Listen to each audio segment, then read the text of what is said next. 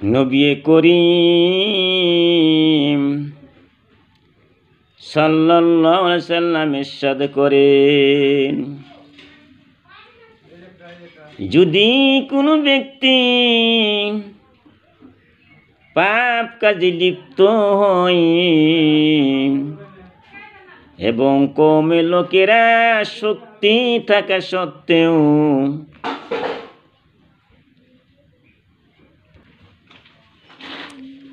তাহাকে বাধা প্রদান না করে, তবে মৃত্যুর পূর্বে দুনিয়াতেই তাহাদের উপর আল্লাহর আযাব অবতীর্ণ হইবে। আমার বন্ধুরা, এই দুনিয়ার মধ্যে আযাব গজব হইতেছে কিসের জন্য? একমাত্র অন্যায় কাজ দেখলে আমরা বাধা প্রদান করি না, এই জন্যই আল্লাহ গজব নাযিল করেছেন। হে ইসলাম এবং মুসলমানের উন্নতিকামী বন্ধুগণ, ইহাই হইল মুসলমানের ধ্বংসের একমাত্র কারণ। প্রত্যেক ব্যক্তি অন্যের কথা বা নিজের সমকক্ষ ব্যক্তির কথা বাদ দিয়ে আপন পরিবার পরিজন, স্ত্রী পুত্র ও অধীনস্থ লোকদের প্রতি একটু লক্ষ্য করিয়া দেখুন, তাহারা কিরূপ প্রকাশ্য পাপ কাজ লিপ্ত রহিয়াছে এবং আপনারা নিজেদের প্রভাব প্রতিপত্তি দ্বারা তাদেরকে কতটুকু বাধা প্রদান করিয়াছে।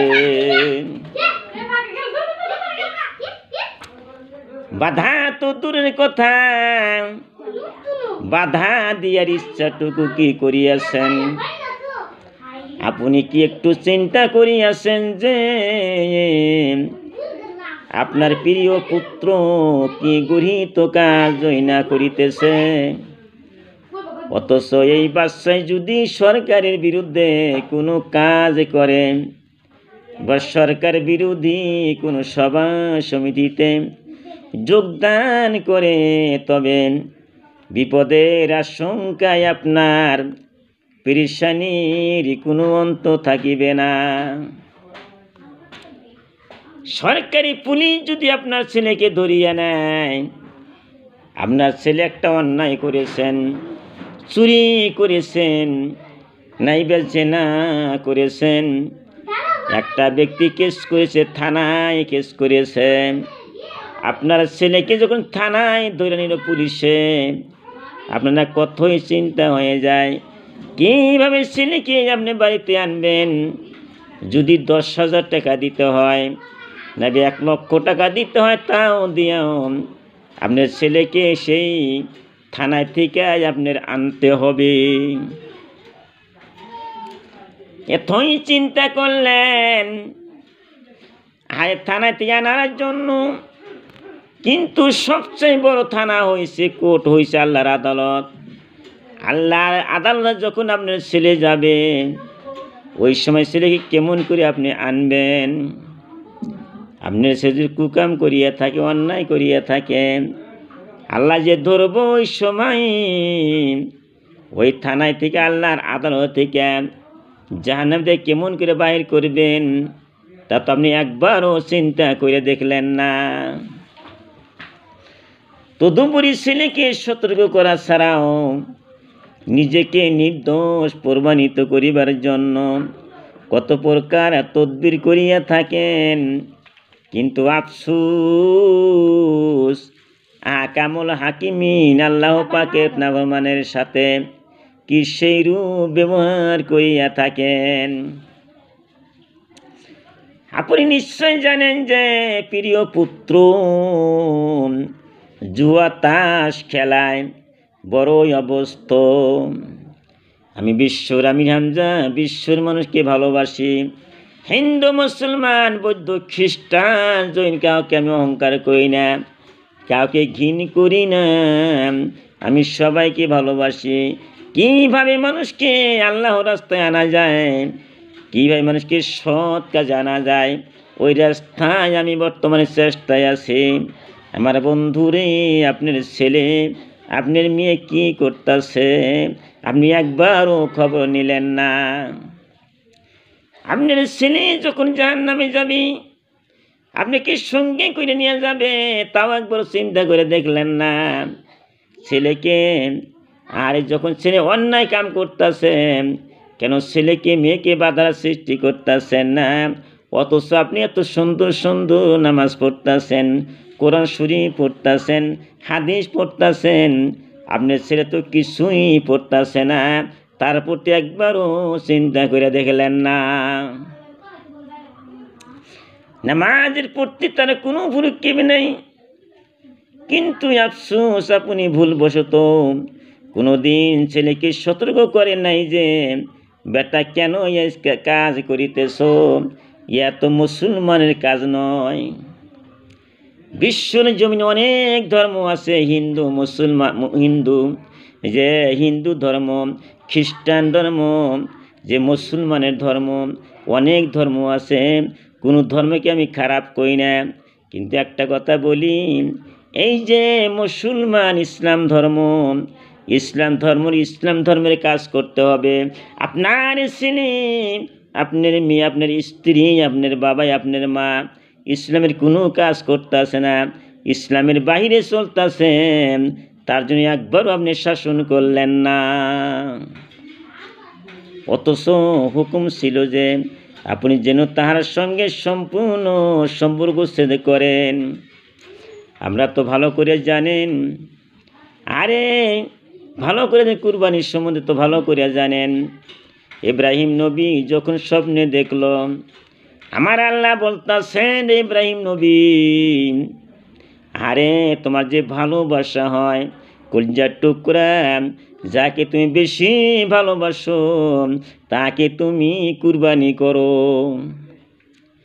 ইব্রাহিম নবী যখন এই স্বপ্নে দেখল, আচম্বিত হয়ে গেল। কি স্বপ্নে দেখলাম? ইব্রাহিম নবী ছোট্ট ছেলে তাকে বলতেছে, ইসমাইল রে, বেটা ইসমাইল, আমি স্বপ্নে দেখলাম আমি তোমাকে জবাই করিতেছি, আমি তোমাকে কুরবানি করিতেছি। ইসমাইল রে, তুমি চিন্তা করে দেখো, তোমার অভিমত কি, তুমি এই বিষয়ে কি বলো? আর ইসমাইল ছোট্ট বাচ্চা কেমন করে বলল, আব্বা যান, বাবা হয় বেটার গলায় ছুরি দেয়, জীবনে কোনোদিন শুনি নাই, দেখি নাই। যদি আল্লাহ খুশি থাকে, রাজি থাকে, আমি ইসমাইল শুয়া পড়লাম, কাঠ হইয়া শুয়া পড়লাম, তুমি আমার গলার মধ্যে ছুরি চালাও।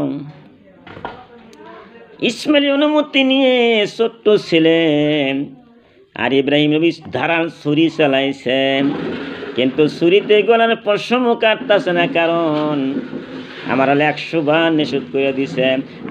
ছুরি, ইসমাইল তো শুয়া পড়ছে, ইসমাইলের গলার একটা পশম তুমি কাইটো না, ছুরিকে নিষেধ করেছেন আমার আল্লাহ, এই জন্যই ছুরি ওই গলাটা কাটতেছে না।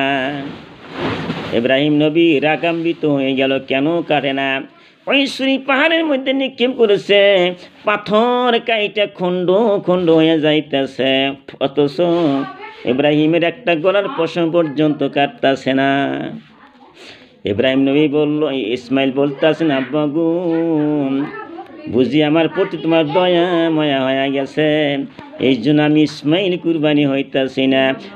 আব্বা যান, আপনি 2টা চক্ষু আপনি বাইন্দা নেন, 7 পাল্লা কাপড় দিয়ে চক্ষু 2টা বাইন্দা নেন, আমি ইসমাইল কুরবানি হয়ে যাব।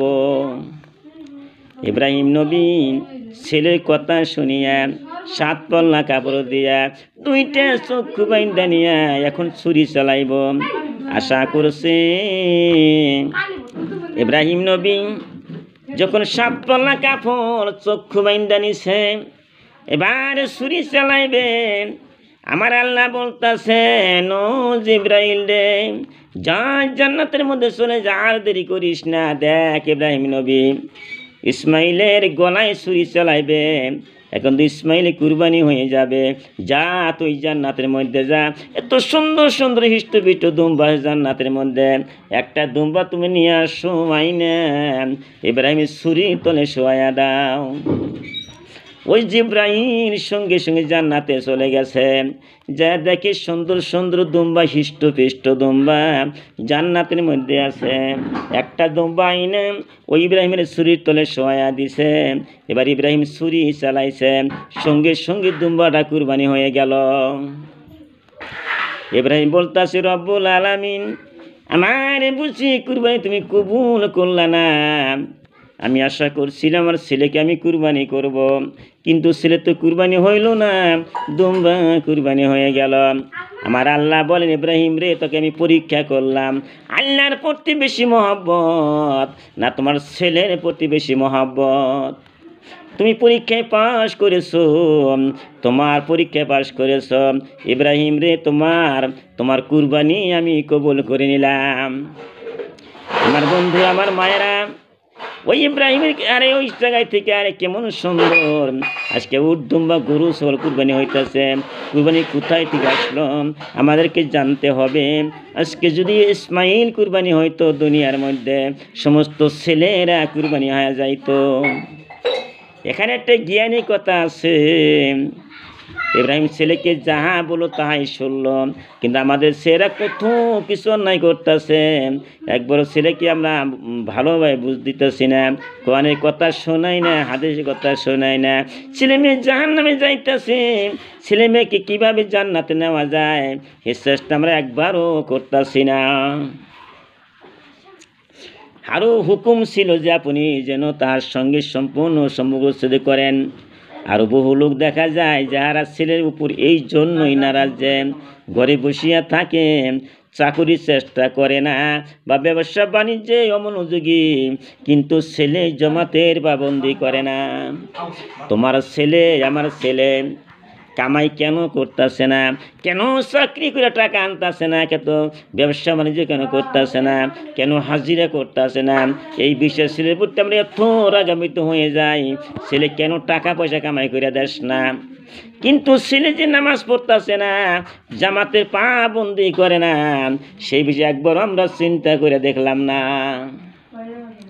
নামাজ কাজা করিয়া দেয়, নামাজ কাজা করিয়া দেয় ইত্যাদি ধর্মীয় অবহেলায় ছেলের প্রতি অসন্তুষ্টি প্রকাশ করে এই অভিভাবক কয়জন রহিয়াছেন, কয়জন রহিয়াছেন। এখন আমাদের একটাই কথা, ছেলেমেয়েকে শাসন করতে হবে, স্ত্রীকে শাসন করতে হবে। কেন তারা জিকির করতেছে না, কেন দরুদ শরীফ পড়তেছে না, কেন নামাজ পড়ে না, কেন কোরআন শরীফ পড়ে না, এই ছেলে মেয়েকে আমাদেরকে শাসন করতে হবে। এই পর্যন্ত বলেই আমার বক্তব্য শেষ করলাম। আখিরু দাওয়ানা আনিল হামদুলিল্লাহি রাব্বিল আলামিন।